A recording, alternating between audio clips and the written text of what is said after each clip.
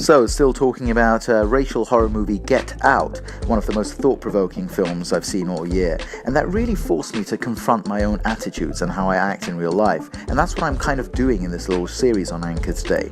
So, quick synopsis: black guy called Chris goes out to meet his white girlfriend's rich liberal parents, and things get super creepy real quick. One important aspect of this movie is how the bad guys are these well-meaning, rich white liberals who collect African statues and say things like, "Your culture is so interesting," and "Tell me about the black experience."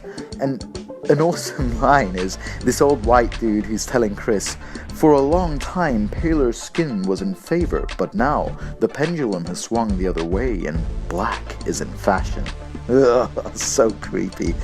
There's this element of fetishizing black culture, where it's all about this quirky, cool new thing, and it's an obsession with the blackness of it all.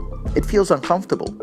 And I think it forces someone like me to ask myself deep questions, because as everyone knows, I exclusively watch ebony porn. No, that's a joke. I'd never do that. It's Asians. No, but seriously, I am deeply fascinated by cultures and where those cultures spring from, what the human experiences are that make those cultures happen. And to me, the most fascinating culture in modern times is American culture.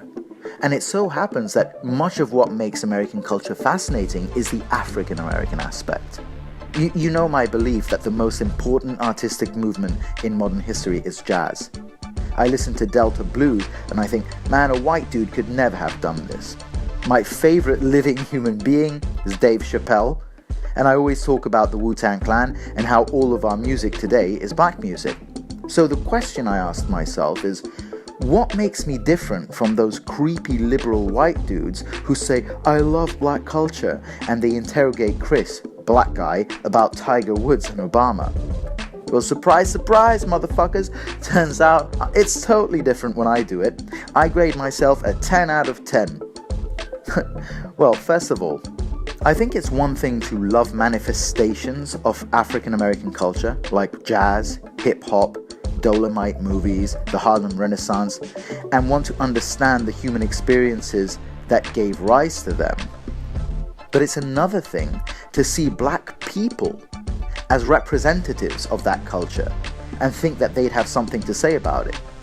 I mean, you don't see a black guy and ask him about Motown any more than you see a white guy and assume he gives a fuck about Mozart, right? I think that's a big difference. But the real big difference is that the people in this movie, they fetishize because they don't give a fuck about the African art.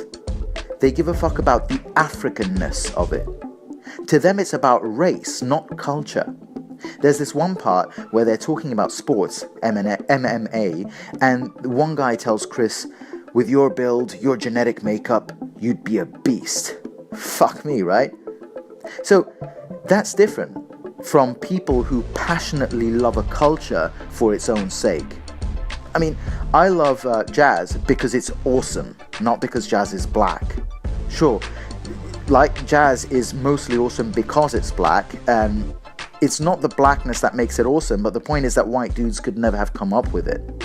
But you love jazz because it's great. If jazz sucked, you wouldn't just listen to jazz because it's black. And that's, I think, the big difference compared with just pure fetishization in Get Out. But look, I graded myself, so, I'm kind of biased. So if you actually think that I'm like those assholes in Get Out here and let me know. I'm always up for a little self-analysis, because as Socrates said, the unexamined life is not worth living.